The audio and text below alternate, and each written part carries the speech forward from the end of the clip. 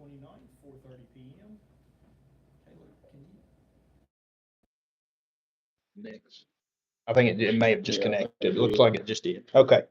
So we're calling to order this regular meeting of the Summers County Board of Education, July 29th, 2025, 4:30 p.m. Let the minutes reflect that 4 board members are present. Mrs. Harvey is unable to be here in attendance. Mr. McBride, I would like to ask you if you would to lead us in the Pledge of Allegiance. I pledge allegiance to the flag of the United States of America and to the republic for which it stands, one nation, under God, indivisible, with liberty and justice for all. All right. Item 3, we have approval of the agenda with adjustments.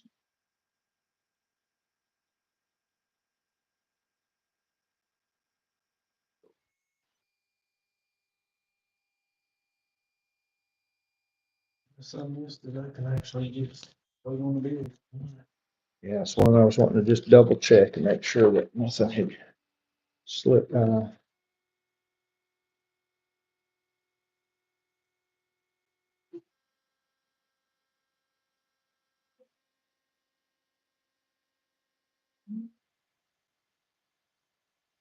Like, came. Okay. All right, do I have a motion to approve the agenda? I make a motion that we approve the agenda. Second. We have a motion by Mrs. Farley, seconded by Mr. Brogan to approve the agenda. Any discussion? All in favor, please say aye. Aye. Opposed? Abstaining? The minutes reflect by 4-0 vote, the agenda has been approved.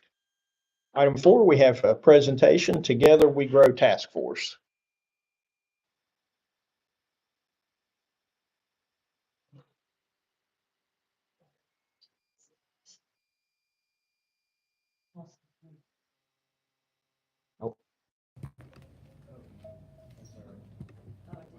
Something I shouldn't have. That'll help us, that'll help everybody in the world hear you. Okay, thank you. Thank you for taking the time to let me have a few minutes of your important meeting to tell you about an exciting initiative in Southern West Virginia.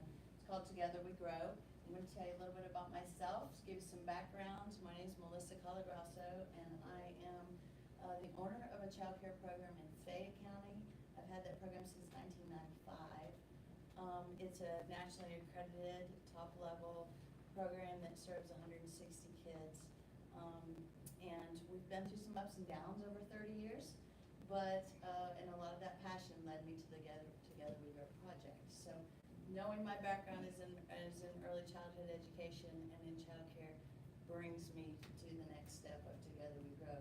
There is a website up there, and I have some handouts for you there too, QR code to use to get to that, and some contact information. The journey that came to Together We Grow is a fairly new journey, but you need some background to know that as a center owner, in 2023, we witnessed drastic closing of centers and home providers throughout West Virginia. I started watching my own budget crumble and facing some hard decisions, and in the directors groups I belong to, West Virginia Association for Young Children, we were hearing that pain from all over. We heard a lot of pain from the child care resource and referral agencies that we have families that need child care but they can't find it. So I jumped on the bandwagon with a lot of state and federal advocacy to kind of stop this cliff that child care programs were falling off of, that families were falling off of. We made some wins at the federal level, believe it or not, in child care funding streams that actually made a little bit of a difference. We made some good wins there. We made some wins in advancement of the funding that comes to West Virginia, which is the Child Care Development Block Grant that helps child care programs and families that qualify for low-income subsidies. But the state of West Virginia not only didn't increase any funding into child care, but they've consistently decreased it. So even though those advancements were happening at the federal level, that they were decreasing increasing at the state level. So my advocacy got louder and was doing a lot of media things in the end of '23 and early '24. I was approached by a philanthropy group called One Foundation that started out of Beckley, that's particularly interested in southern West Virginia and helping communities that have been decimated by coal leaving and the loss of jobs, and communities that are struggling in southern West Virginia. And their people said to me, what would you do, what will your child care center do, or what will you as an advocate do if you get no help from the government? And I said, I have no idea. I haven't thought out that box on running my program.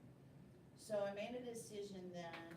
They offered a research grant to figure it out. I hired a director to do my owner director job. I took off one hat, hired a director, and kind of just said, I'm gonna try to solve this problem. So in 2024, for that whole year, we did a research project. You had a Summers County member, Lisa Eads, that was involved in my steering team from the very beginning of that research project. We had a steering team we compiled to really look at, we started with 7 counties. And they were the 7 in southern West Virginia that were the worst in childcare access. So the highest need, unmet need of children and families, and particularly people who were working. And the children were being juggled and waiting on wait lists. So that's kind of how we picked our 7 counties. We did this research group and we did a feasibility study of all 7 counties. We hired that done with our grant funding, and that's from a national group. And we really looked into all over the country, where is it working? What's happening? If it's not government funding, it's something else. What is happening that's making childcare as a business work? Because the model from 30 years ago that I opened with doesn't work anymore. So that was what the lens we put on. We actively researched those and we narrowed down to 4.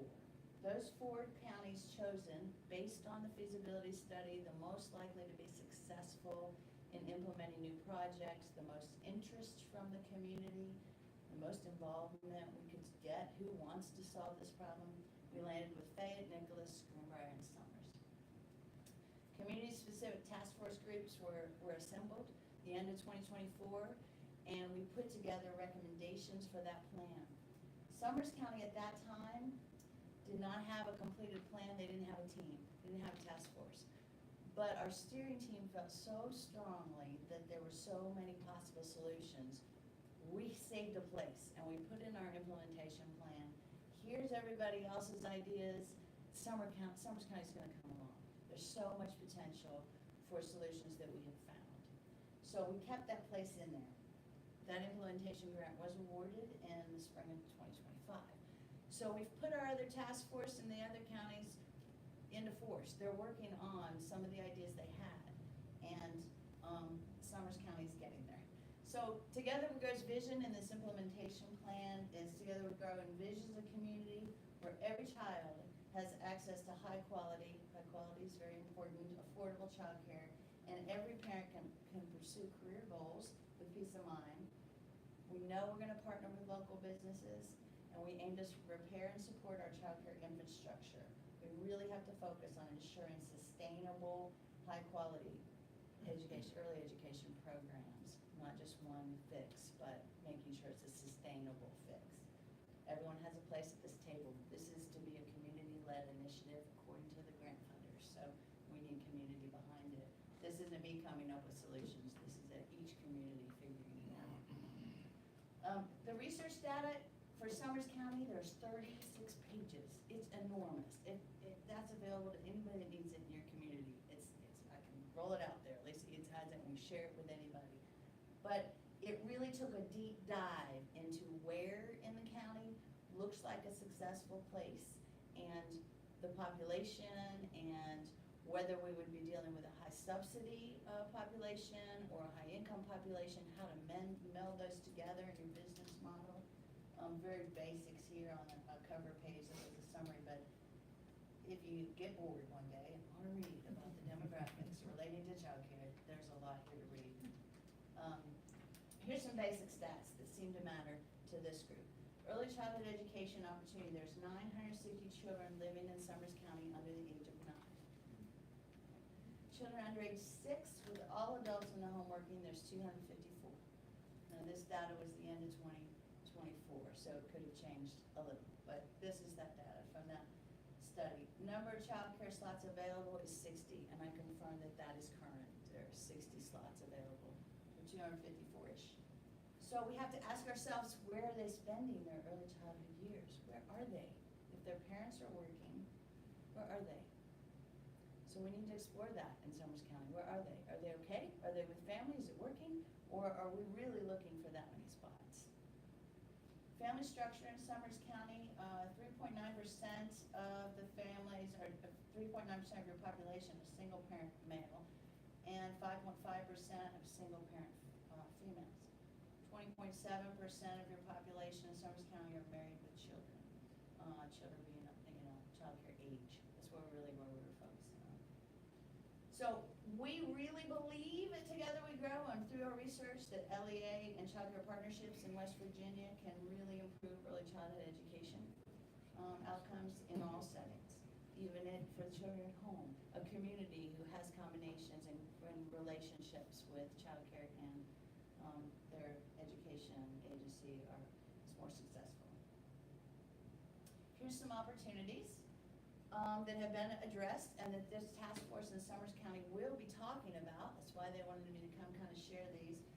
West Virginia Policy 2525, I know Dr. Knott's incredibly familiar with this, but it produces opportunities for shared funding streams in these collaborative classrooms. Right now, Summers County and Hinton Head Start have a successful working collaborative classroom. Collaboration with childcare brings additional funding to a pre-K classroom. That, in the long run, eases the LEA's budget, right? Collaboration provides opportunities for before and after school care. Before and after school care in a location, if we're lucky enough to be in a location of an early childhood education program, it provides stability. So children don't ride buses, children don't transition. 3 and 4-year-olds don't do transitions well. If they can be in the same location for their preschool and their after school care, that's a dream. That's a dream. Also, childcare providers can partner to provide priority access to your employees. Priority access. How many teachers are we missing out on because they have children and they can't find childcare and come back to work as teachers? It's quite a bit. Now, there's some interesting data on that too. So if you're able to say, look, you come work here in Summers County, we can get you into that childcare program. Not necessarily pay for it, but we've got priority access because we have a relationship. We have this arrangement that teachers come first, or that employees of the Board of Education come first. Why pre-K collaboration? Again, we talked about this. Here's some real numbers. Summers County state aid funding formula. Early childhood FTE equivalent is $7,743 per child. Childcare program funding through the Department of Human Services is also available if children use before and after school in that childcare program. All right. So I have a pre-K collaborative in Fayette County. The children come to that pre-K free. Parents don't pay, no matter what your income is. If they use before and after school program, I can then bill the Department of Human Services for that day. All right. That has the potential to produce about $6,000 per child for that classroom. All right. Based on your community demographics, we could estimate approximately 60% of a class would qualify for these subsidies. That's of course going to depend on the location, but approximately. This adds funds to operate the classroom, provides opportunities for before and after school care for working families, and this leads to more children remaining in the Summers County school system, not going to Raleigh County because they can find childcare there, not going to neighboring counties where they work so that they have childcare. Families don't want to take their kids out of their communities. I talk to those young families who have to do that, and they say the problem is then they don't get to make friends in their neighborhood. They don't get to be involved in their community things because we're running back and forth. They're doing sports in the other county. They're doing Boy Scouts in the other county. We're all over the place because we had to go over there for preschool because I work. It happens. So a child care partner also can employ personnel. So in my instance, in my program, we employ the teacher. So the local school New River gets to, claims those 20 kids, but they don't go into their personnel count because I employ the personnel, right? So it helps too, in that you don't have to have that, you get those extra kids, that funding, but you don't have to count that in your personnel count. Anybody have any questions about any of that? I said a whole lot, I don't want to go on without pausing for a minute. I figure any question I might have, you're probably covered. Okay, you wanna wait and see if I cover it, okay, that's fair. Oh, there we go, questions. You said, ask a question, go for it. No, I just, Nope, you were just hoping I'd cover it. Okay. I'm sure you'll probably show us what a model of this looks like. Mhm. Yeah, I can talk to that specifically in Fayette County. Summers County would design their own, and here's what's really cool about the pre-K policy 2525, is this is specific to your county and your child care provider. It's negotiated on an individual contract, and the state stays out of it. So we know the money coming in, show a budget. When I submit with Fayette County, every year we redo this. Here's my budget, here's what it cost me to run this classroom. Here's what I can contribute because I was able to bill 12 kids through the subsidy program that goes to this classroom. And here's what else I need, right? And in some counties, it looks very different than that. Some counties, they're in schools. So a school says, and an area says, we've got empty rooms, you wanna put one here, and that's the space, that's what they're giving. You're giving space and utilities, and there's your contribution. And the child care program can buy the equipment and hire the teacher, because they're gonna contribute to that classroom too. So it's bringing multiple funds. Some counties are smart enough, they have done all three and combined a Head Start child care partner and the school system. That's a beautiful model, and that's a little trickier, but it brings all three. Because Head Start can pull their funding, child care can pull theirs, and you've got your FTE, without putting in any additional personnel cost money into that. So some of the models would not be in the school system. Right, Some like could mine be- is not. Mine so is at you, our child care. You have your own facility. So if we looked in Summers County at saying, okay, this task force has found a place, they wanna put a child care program, they've got the building, and then you said to them, you know what, we'd be willing to collaborate on your preschool classroom. Wow, that would boost that program, because they'd say, oh, I have a partner in pre-K. That would allow families to stay right there. The kids can come early, they can stay for pre-K, they get the same preschool program, it's all the same curriculum, it's all the certified teacher, it's all the same program, and then they can stay in that same classroom for after school too. It works beautifully in our program. Same age requirements? Yeah, As well, pre-K? public school pre-K, they have to be 4 by July 1st, all right? So like in our situation, we have a classroom that is designated those kids, it's only those kids during school pre-K hours, right? That's the pre-K classroom, boy, they all love it when they get big enough to go to the pre-K classroom. The other is more 3 and 4-year-olds, is those waiting, I missed the date on July 5th, right past it. But, and then you move up to kindergarten after that. So it makes a pretty model of combining the money. It makes a fair thing, it makes a community program. But also it can work in schools, and it does in some places across the state because they have empty space, or they have buildings they own but they aren't using, or, some have made it work, and they've said, well, here's the building, or we'll charge you a lease to the child care program, a very small lease. And, we work that way together, and we still get to call that a collaborative program and get the funding stream rolling. So, again, the age group on the age for for this program, For pre-K? 4. 4. They have to be 4 by July 1st to enroll in pre-K. So how would this? Before, you're right, I before. guess my thinking is with our Head Start program, Mhm. they're 3-4-year-olds, They have 3 and 4-year-olds, but, yeah, but most 4-year-olds transition to our pre-K. they have a 4-year-old class. They keep but, some. Yeah, and that is listed as a pre-K classroom because it can be blended. So in their instance, they have an obligation with their federal funds to serve both 4 and 3-year-olds. But those 4-year-olds in that classroom, you can pull that funding down. Dr. Nuts can count all of those 4-year-olds and 3-year-olds with IEPs, actually, can be counted in a pre-K classroom. So they may have some typical developing 3-year-olds. They've put it in there too, because that's at their mandate level, they need to serve both age categories. They have a lot of formulas to figure out, too. But Head Start collaborations work well across the state too, for that reason, because you can be flexible in that. Mhm. Do you have younger than that? At my program? Yes. Yes, we start at 6 weeks old, and we go all the way till their 13th birthday. Mhm. So, those are decisions the task force is gonna really to focus on, is location, building, where's our priority ages, and what can we do? We can't do it all at once. Right. The task force is working hard with, we're all working with existing providers. You have one in Hinton, that Many Miracles. I believe they're coming to the task force meeting next. We love to use existing providers. We don't really want to reinvent the wheel. We want to promote those providers that are here, because they're here, they're part of your community. So, same with the family providers. We have a real strong group in that task force that's working to elevate those family home providers, because they are so important in rural communities and so valuable to families. But we can help them elevate their program and help stabilize their budgets. Because if we up their program, this Department of Human Services pays a different level of payment to programs based on their quality.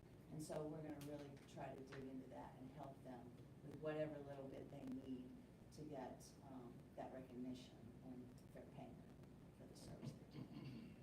And so has the task force been established in Summers County? Yes, they have met once and they'll meet again on August 5th.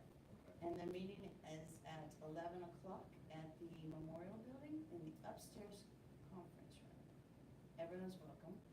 I also, told you about the website, have a QR code on here. Anybody can join that. We want you to join it. Join on, and there's different levels. Your joining can be on coming. Your joining can be on just being nosy. I wanna watch what you people do. And there'll be there's different messages that go out to different groups. The website actually has recordings of some of the meetings, so, the important thing is that you let people in your community know that we feel, strong about this, and then start processing, so as this task force gets really engaging with you, they, they have some idea, where do you feel? So the and task what force, can we bring you? is it comprised of business owners? Is it? It'll be really fun Tuesday to see what they bring, because we just had one meeting, but boy, I tell you what, a couple people went wild inviting people, and they knew exactly who to get. That's why it's community led, because we don't And then in the other necessarily. counties, how involved is your school system? In this task force, in Fayette County, we don't have the same issue, because we have childcare pre-K collaboratives. What drove this as a possible strategy for Summers County is you don't have this. So when we go to the state steering team and they say, you know what, Summers County doesn't have a partner in childcare, that made that a target in the research to say, well, that's one strategy. That's a simple one, and I know it works, because we have it. In Nicholas County, they have it, Fayette County has it, and Greenbrier County has it. So this strategy is pretty unique. Every county's doing every strategy. In Fayette County, we're working at converting the childcare program that I've had for 30 years to a community collaborative cooperative program. So we have a national group that's been hired, and they're gonna try to turn it into a co-op. We all know co-ops, but we tend to know them as farming co-ops. There are some very successful employer childcare cooperatives across the country, one of them particularly in Haven, North Dakota.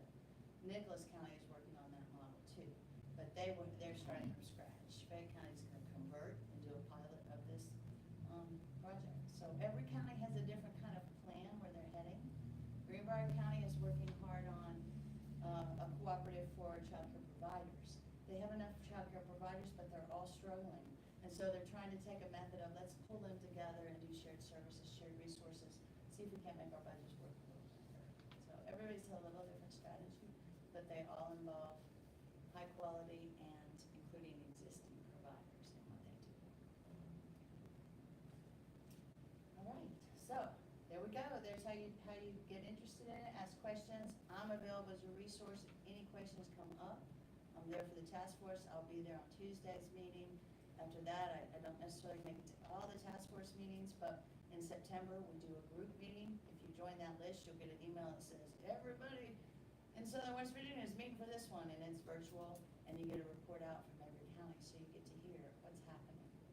But in in the pre-K collaboration with the board, they do collaborate with us very well. They collaborate with 2 childcare programs in Fayette County, mine and Starting Points, and they collaborate with their Head Starts. So, they have more classrooms and collaborative community programs than they do in their schools. So, that helps. All right. So, one time I was supposed to, do you have any questions? Okay, all right, do you have my Thank you. information? Thank you. so much. Let me get myself and get out of the way so you can wait. Thank you for the opportunity.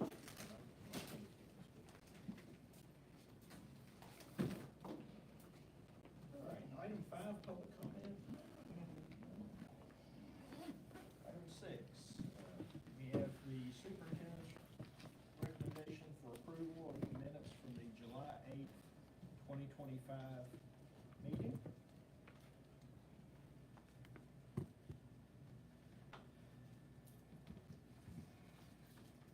I'll make a motion to accept the minutes as read. Second. Motion by Mr. Brogan, seconded by Mr. McBride, that we accept the minutes as read. Any discussion? All in favor, please say aye. Aye. Opposed? Abstaining? Let the minutes reflect by a 4-0 vote that the July 8th, 2025 regular meeting minutes have been approved. Item 7, approval of bills.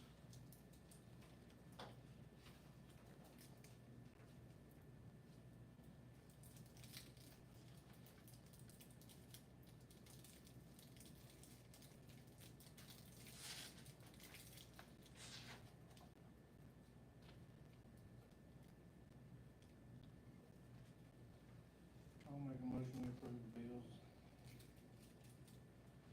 Second.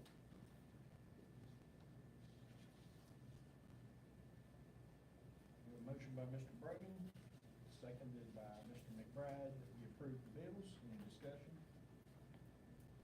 All in favor, please say aye. Aye. Opposed? Abstained? Minutes reflect by a 4-0 vote that the bills have been approved. We also had the financial report in there. Was there any discussion on that or comments about the financial report? Anything we need to be made aware of? Okay.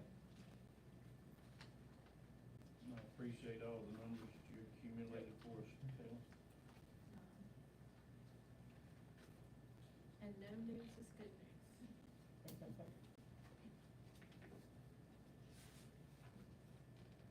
All right.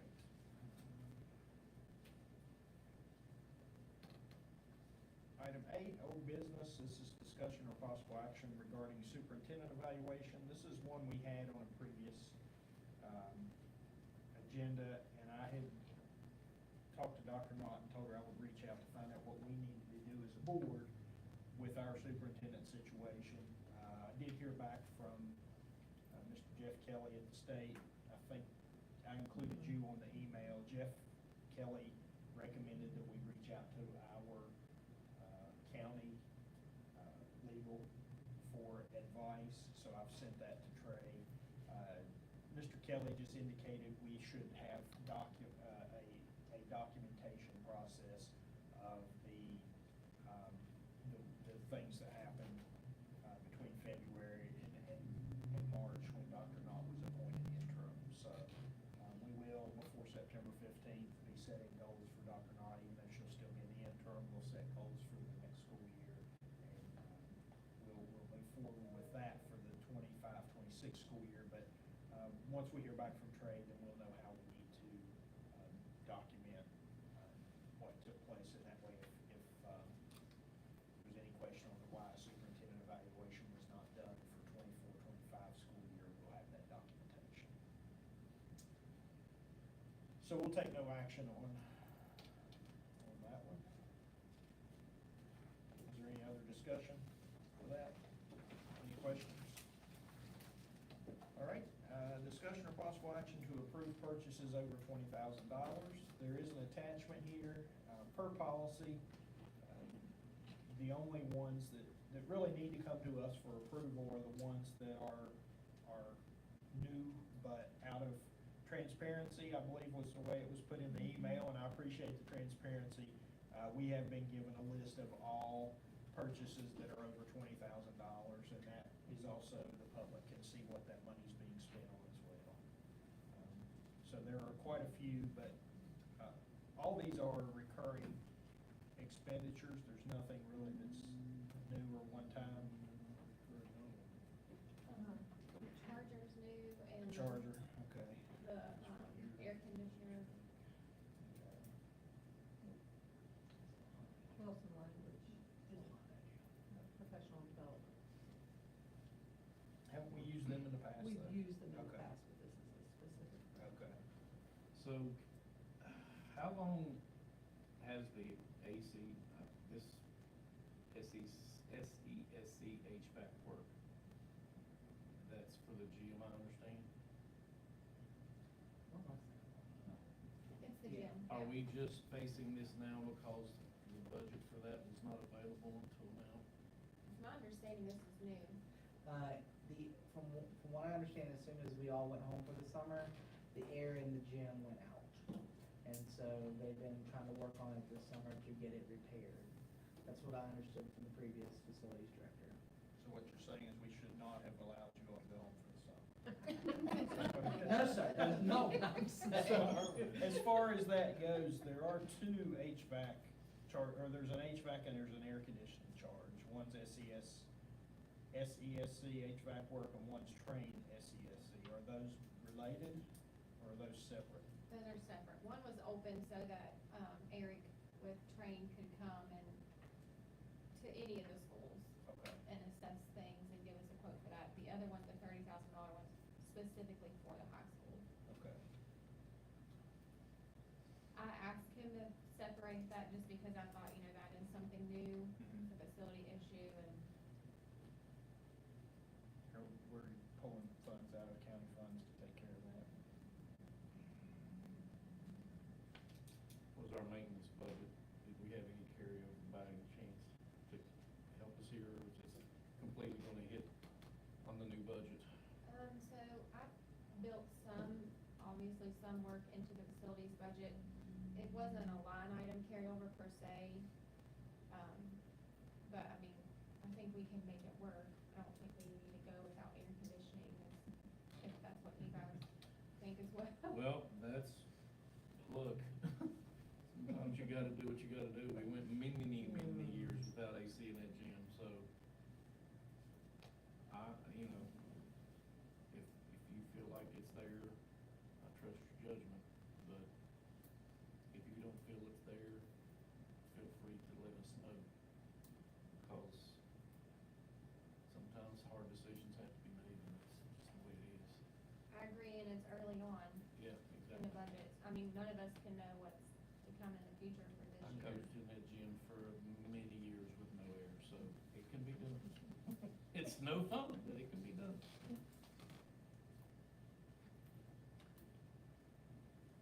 Are there the ones that are recurring, are there any major changes? Like, I know we have Carolyn Price here, is that similar to last year? They're all the same. Okay, The all the food ones are also very similar. okay.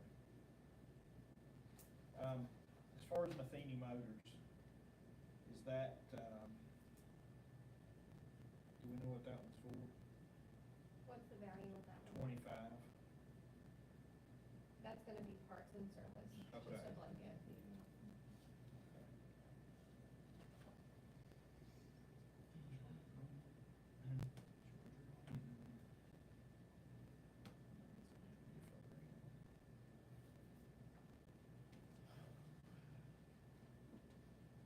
I'll make a motion that we approve the purchases over $20,000. I'll second. We have a motion by Mr. Broden, seconded by Mrs. Farley to approve the purchases over 20,000. Is there any discussion? I do want to talk a little bit about the charging station. So, I know I read some emails about the charging station. Do we have anything else in our folder about it? think it's in your folder, but I don't know if you're prepared to talk about it. I think we should, in regard to the charging station, I know the bus is supposed to be in transit on its way. I have verified it is going to increase our fleet value. I'm not sure what all was brought to you guys about it. I think it would be a good thing for the county. I think Brian would agree with that, with his email. I don't know for the rest of the year how many more buses we should order without having to sit down in a work session. Maybe analyze the cost in the past and how much we're actually getting in our transportation step 4 of the funding formula. But I do know from all the other counties that I've talked to, it's gonna increase the fleet value. And I think Brian, if he was here, would probably say it will be an asset to the county, something we could use. How many buses are we scheduled to purchase this year? Do we know? I'm not sure how many more, I just know about this one. Didn't Brian reply to my message with possibly one more this year in addition to the electric? I was thinking that's what he said in that reply to me. Maybe I'm the only one to see it, I don't know. Sure. And just to state out loud, and you all can correct me if I'm wrong, but by increasing the fleet, so this bus is about a $400,000 bus. And a diesel bus is 160 to 190,000. So it's going to increase our fleet value by probably an extra 200,000, which means the money we get back from the state for reimbursement will be a larger amount, but it'll be 2 years before we see that. Is that correct? Yes, that's Okay. correct, and it's a percentage of the value of the fleet that we have. A percentage of the value of the It's, fleet? yeah, it's a percentage of the value of the fleet, and those are buses that are less than 10 years old and like less than 100 and so many thousand miles. Okay.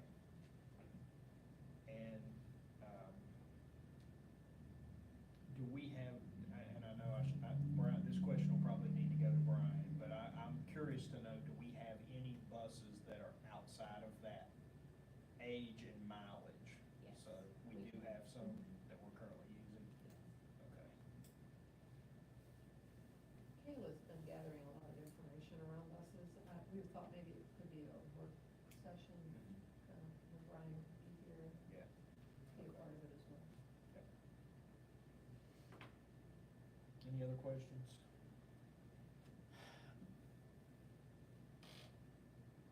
I wish on the charging station, I did a good bit of reading on this thing, and if I'm reading it correctly, for what we're getting, it seems like a good deal. We're even gonna have to get a new, I don't know if anybody else read this, we gotta get a new power service put in, and that's supposed to be covered in that cost. And that's not cheap in itself, especially a 400 amp service.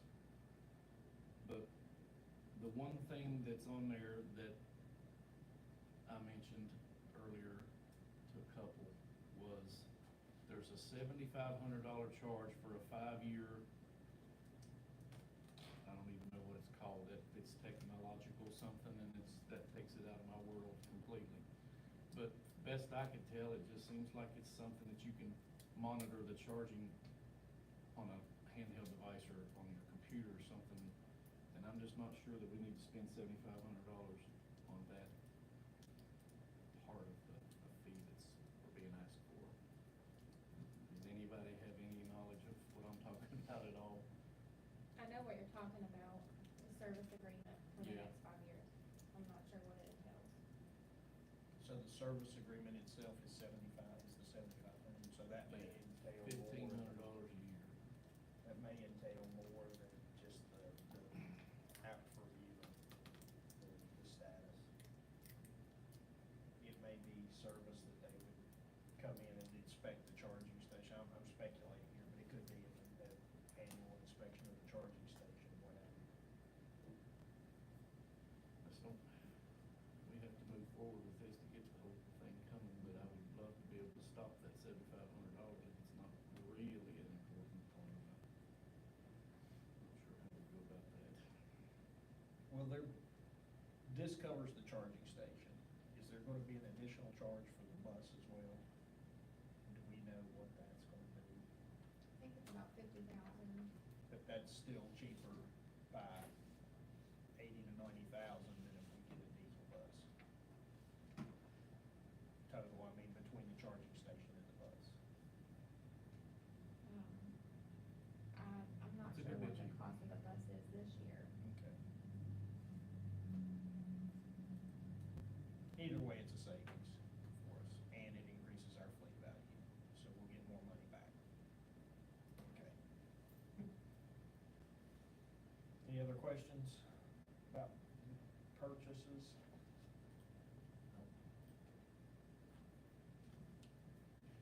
All right, we have a motion by Mr. Brogan, seconded by Mrs. Farley. If there's no more discussion, all in favor say aye. Aye.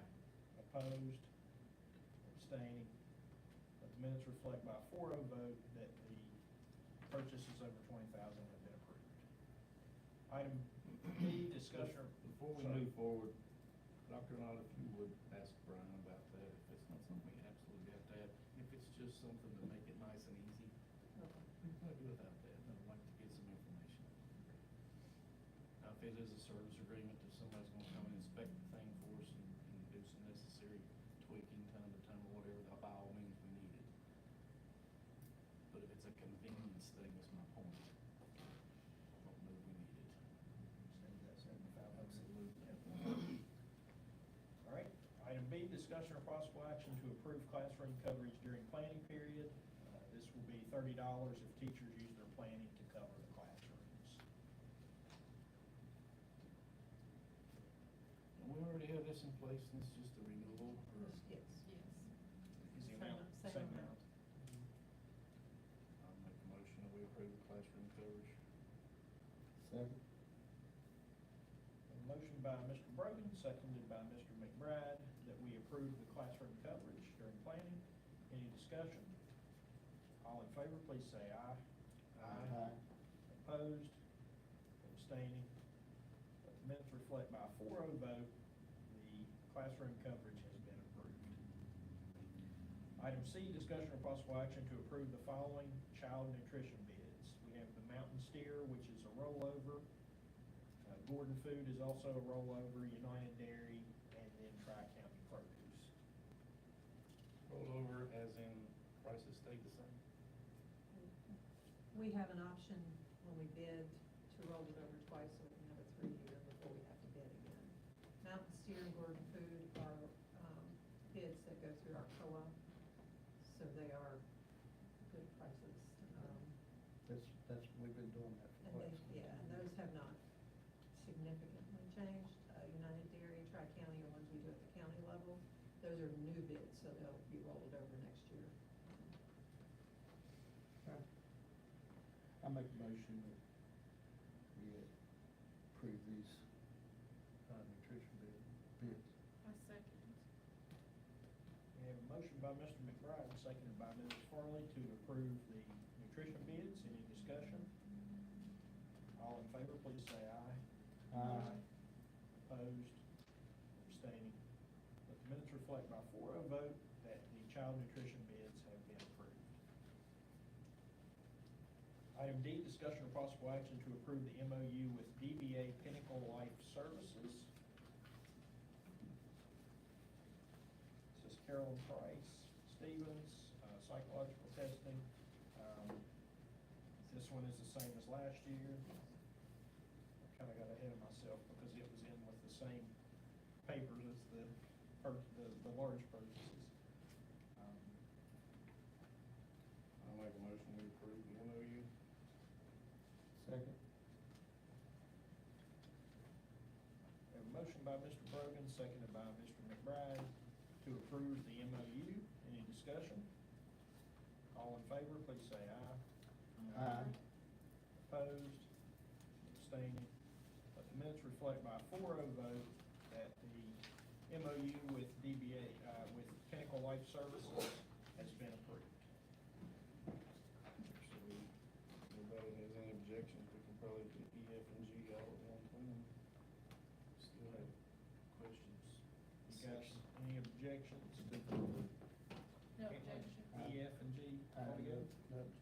Okay, so E is physical therapy services, for identified students with Douglas Crook.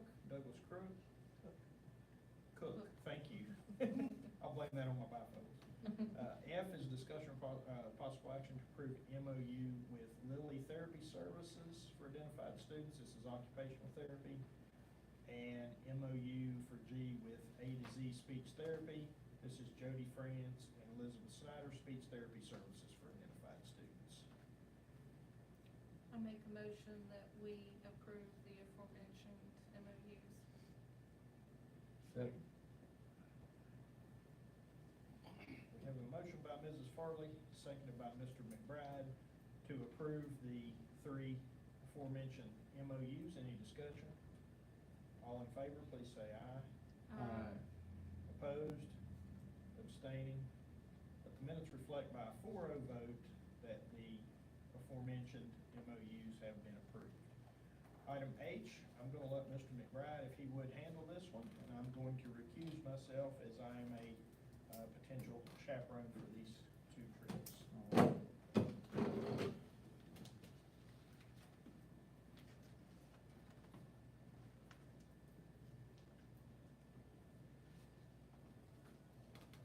Okay, we have before us, discussion of possible action to approve out-of-state overnight trips. Kathy Duffield, FFA Engineering and Action Convention, Hickory, North Carolina, 9/26 through the 28th of 2025. And Kathy Duffield, FFA National Convention, Indianapolis, Indiana, 10/29 to 2025 through 11/2/2025. Make a motion to approve the out-of-state trip. I'll second. Okay, we have a motion for us and a second to approve these out-of-state overnight trips. Is there any further discussion?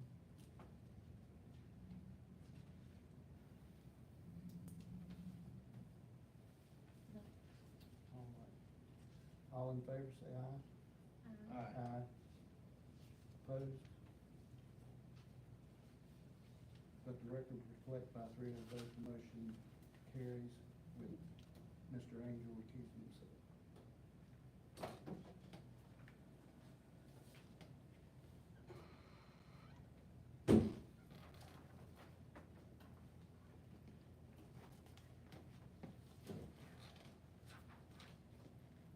All right.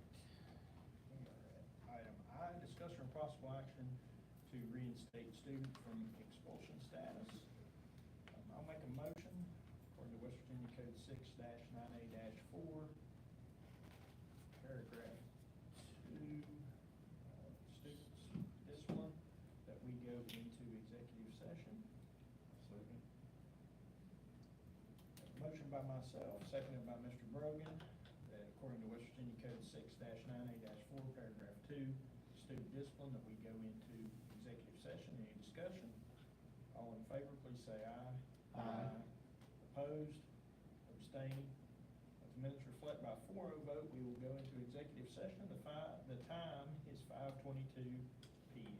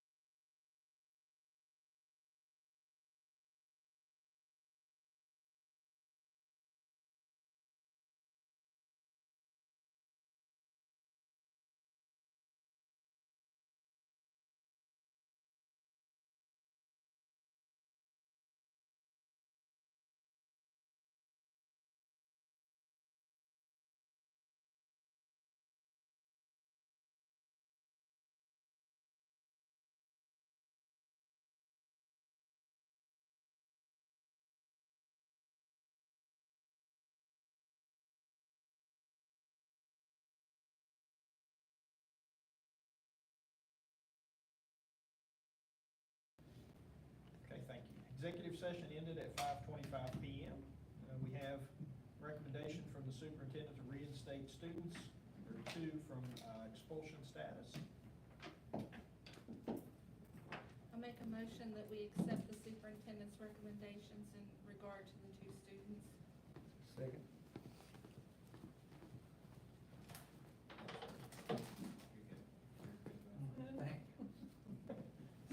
Thank you. So we have a motion on the floor by Mrs. Farley, seconded by Mr. McBride, to accept the superintendent's recommendation to reinstate the students. Any discussion?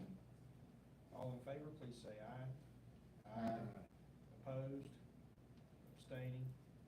Let the minutes reflect by a 4-0 vote, the superintendent's recommendation to reinstate students from expulsion status has been approved. Item J, discussion or possible action to approve policies for public comment. V6G, should that be, Yeah, now we're gonna change the, yeah, we can leave it for comment until the next meeting, and then, maybe we'll have all 4 of these ready to go. So, we have, 5G6, this is the, head lice policy. We have 4A2, coaches code of conduct, this is a new policy. There's also a state policy that that will actually go into effect August 1st for coaches, or for code of conduct as well. Our policy is saying that we will follow that policy, and we have a few other things that we've added to it. Then we have 6-H-2, grading and uniformity of promotion within the schools. And we have 7-A-11, student use of cell phones and electronic signaling devices in school. And that was just updated, that was our policy that was updated to meet the requirements that were put in by the state during the last legislative session. Is there anything on the grading and uniformity policy that you all want to talk about or add, say about it? Okay, so this is just to put these policies out for review for public comment, and then we will take these up during our next board meeting.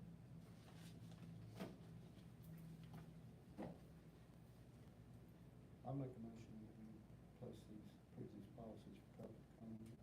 For review. I'll see.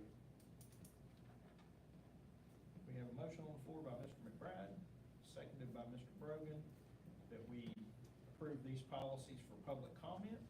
Any discussion? All in favor, please say aye. Aye. Opposed? Abstaining?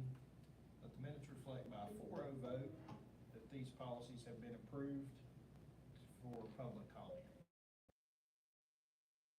Item K, discussion or possible action to approve director resignation. This is for Chad Metter, Director of Facilities, Attendance, Technology, Homeschool, Homebound, Virtual Learning, and Testing.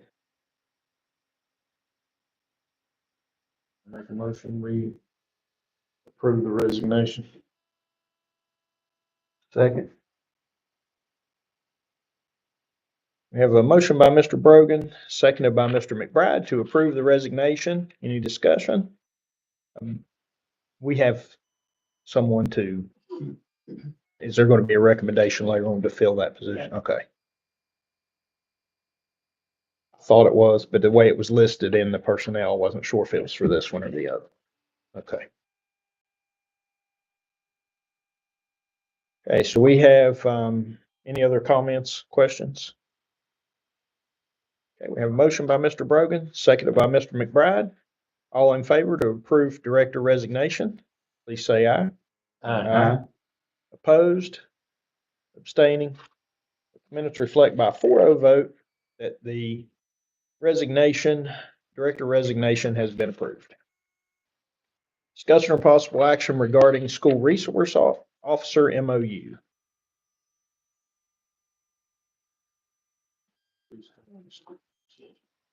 Well, according to, so, Dr. Knott, do you want to talk about that, or you want me to?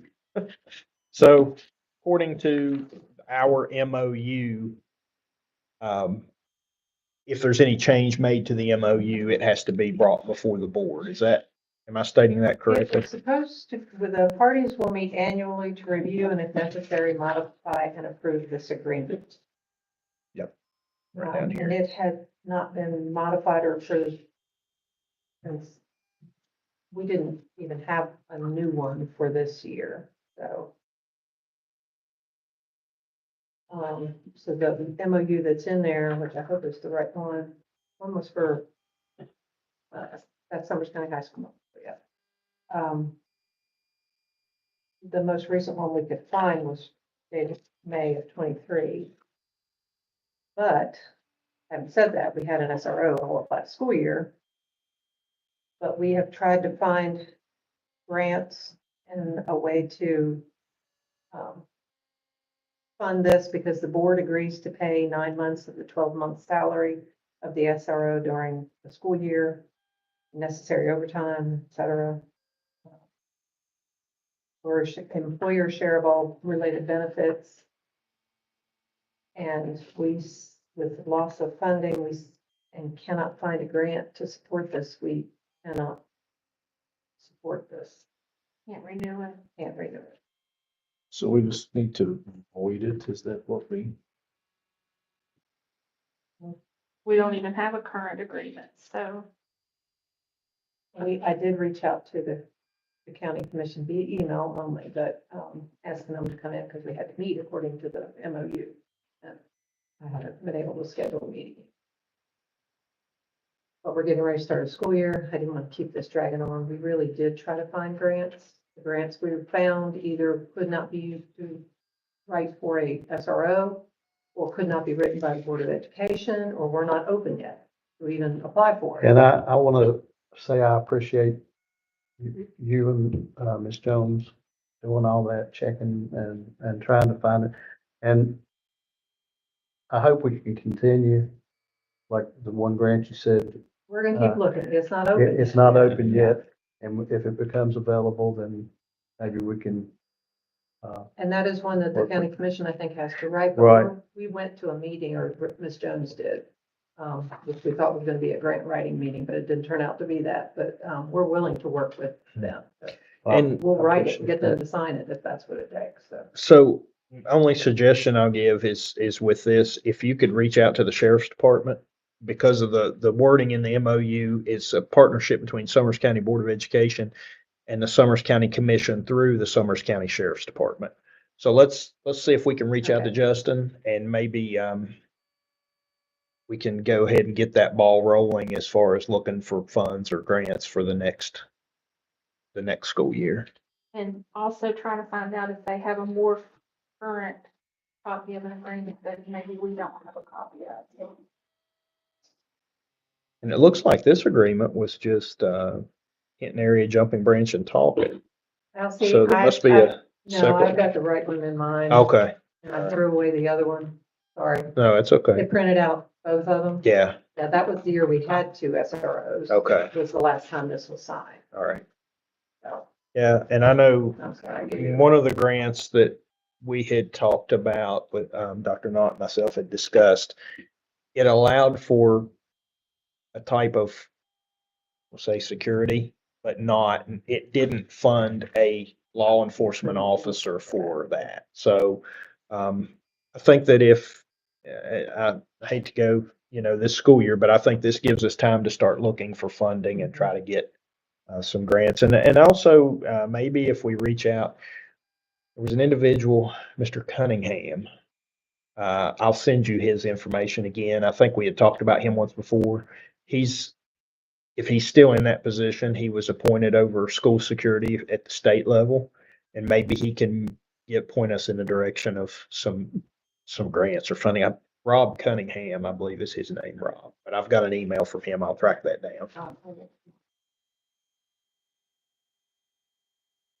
So you will reach out though to, the sheriff or the commission and Yep. about this upcoming school year. Okay.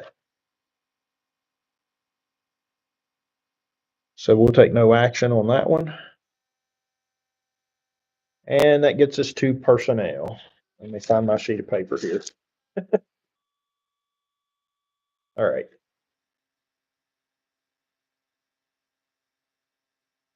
Are these, so this is extracurricular, this sheet you gave me, the last one's extracurricular. The first two, are those professional? Yes, Okay, and it was sloppy, I didn't want to write. that's okay. No, that's fine. So we have before us, resignation and retirements. We can remove the first one because that's already been handled in a previous agenda item. These have all been posted. The positions have been posted as required. So we have retirement and resignations. We have no leave of absences. We have no employment service. We have employment professional. And then we have two additional names here, Hannah Fuller, pending her completing her class this week. Weekend, She'll finish that class this weekend to renew her certification. to renew her certification. And so normally we like to have all that in place, but Dr. Knott and myself has talked about it. The reason we want to go ahead and approve this one pending certification, if you also choose, is because there is a training that's coming up That will come up before before our next meeting. So if she gets her certification, then she can go ahead and go to that training. That's Hannah Fuller, HAA multi-categorical special education teacher. Then in addition to employee professional, we have Pam Meadows for a countywide school nurse. Then we go to extra duty, extracurricular coaches and volunteers. In addition to the names listed here, we have Alicia Garton, Summers County Comprehensive High School head middle school cheer coach. And she has received all her documentation back. Okay. She's currently our assistant cheer coach. She's already in, okay. What's her effective date? Will all of these be effective tomorrow with the exception of Ms. Fuller? Okay.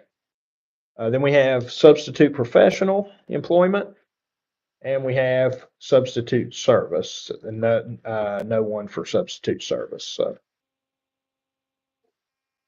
I will make a motion according to West Virginia Code 6-9A-4, paragraph 2, personnel, that we go into executive session. Second. A motion by myself, seconded by Mr. McBride, according to West Virginia Code 6-9A-4, paragraph 2, personnel, that we go into executive session. Any discussion? All in favor, please say aye. Aye. Opposed? Abstaining?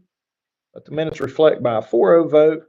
We will go into executive session regarding personnel. The time is 5:42 p.m.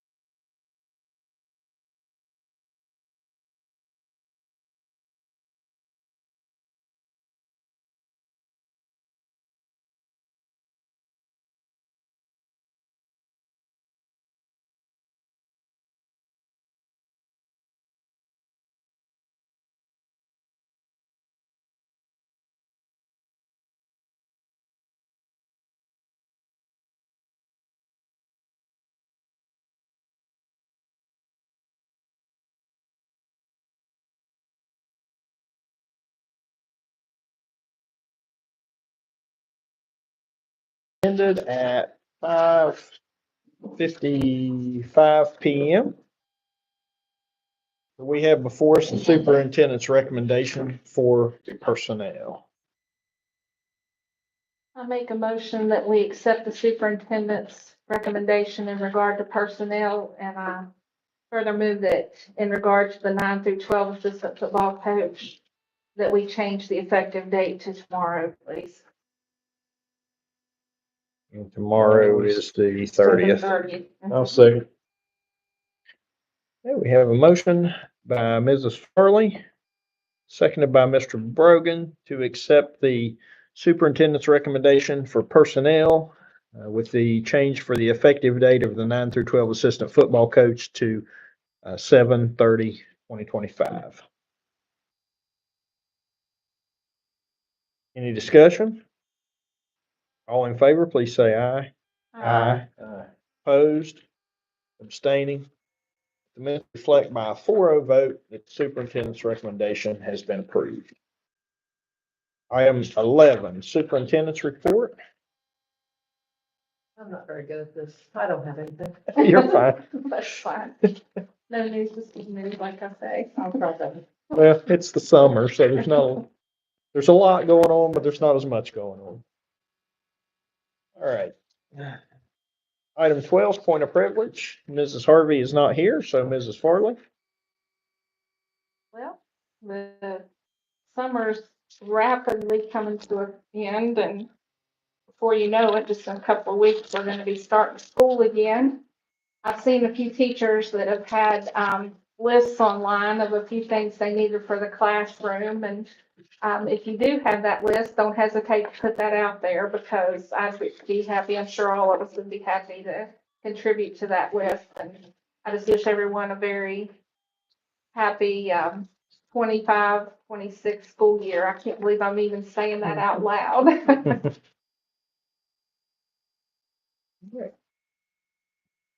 Brogan? Well, like you just said, I'm not aware of a whole lot of things that's going on currently, but, I don't know. I've said it once before already, but as we all know, there's lots of changes going on in this office and a lot of juggling here and there, and I just appreciate I hope a lot of cohesiveness is happening and bonding and working together to do what's necessary to keep the county running, and just very appreciative of central office as a whole. Thank you, Mr. Brogan. Mr. McBride? Yeah, I just, want to wish everybody all the ones that are starting new positions, well, and, I appreciate all the work that, Dr. Knott has done along with Ms. Jones and everybody up here in the central office, keeping everything going. Been a lot of changes this year, and looking forward to a great 25-26 year. All right, I'm gonna switch gears here for a minute, and I'm gonna thank Miss Kayla Kincaid for her monthly financial report that she gives us. This is what we've needed to see for a long time. This allows us to kind of look at how much money we've brought in, how much is being spent, and see if we're on track. One thing I have in light of some of the things that have happened in the other counties, I did reach out when I had some other business to deal with our county attorney. I did ask how involved the board could be with the budget. Because I don't want to get involved in the day-to-day operations of the school system. I don't want to get involved in the day-to-day operations of this central office. But one of the things as board members we're responsible for is fiscal responsibility to the taxpayers. And so, Mr. Morone indicated at that time we could become as involved in the budget as we needed to. And I think from a standpoint of maybe one who's not versed in dollar figure budget I would like to maybe start looking at some workshops, maybe not every month, maybe not every quarter, whatever we can sit down, and it's something we can talk about later, but some workshops where we can sit down and you can go into depth on explaining what money we have, what we're using, what's coming in, what's going out, and that way we as a board will have a better understanding of what we can and can't afford. Obviously, we want to do everything and give everything we can to the students and staff in this county, but we also have to realize that the money's going to get a lot tighter. And so there, as Mr. Brogan said earlier in the meeting, there's going to be some hard decisions that have to be made. So I just wanted to say that because I don't want to blindside you and say, hey, let's have some budget workshops and you not know what they're for. I really want us as a board to become more budget literate so that we can keep our county financially stable moving forward. So thank you for this report, and we'll talk about later about when we can start meeting and how often you think we should meet and things like that to talk about budget numbers. You're welcome. And, I think that's a great idea. I think probably in the coming months with a tight budget, it never hurts to put all heads together to come up with a good idea and Agreed. keep us all in agreement. So I look forward to working together. And I think that as we move forward, just like with the electric bus and the thing, I think there will be a lot more questions of how are we paying for this? Can we afford this? Is it going to put us in a financial strain, or is this something that we have some space or some money allocated for? So thank you for your time on that budget. All right. Item 13, discussion of next agenda. The next regular board meeting will be held August 12th, 2025 at 4:30 PM at Summers County School Central Office. With this meeting as late in the month as it is, do we need 2 meetings next month? I know that it's the beginning of the school year, so there may be a lot going on, and if we do, that's fine. We would at least need the next one. Okay. Just to hire people. Right, okay. And then we can see how things look at the next meeting. Any agenda items for the next meeting? Maybe an update on the SRO. Okay. Did the employees go back the 11th, the Monday before the meeting? Is that right? Will you be having, like a open house or a meeting with the employees when, on the first day back, or? Yeah, the first day back, we're still finalizing the schedule to get it out Okay. this week. We just had a cancellation today, so Okay, glad we didn't mail it. But yeah, there'll be the opening day, the morning, and then they go back to their schools for the afternoon, but we will be at Okay. the high school in the morning. Okay. Of the first day. any other items for the agenda, next agenda? As always, if there are any items you would like to have on the agenda, you can reach out to myself or Dr. Knott, and we will get those added to the agenda for you. All right, Mr. McBride, item 14. I make a motion, we adjourn. I'm 6:08. A second. We have a motion by Mr. McBride, seconded by Mrs. Farley, that this meeting be adjourned. Any discussion? All in favor, please say aye. Aye. Opposed? Abstaining? The minutes reflect by a 4-0 vote, this meeting is adjourned at 6:08 PM.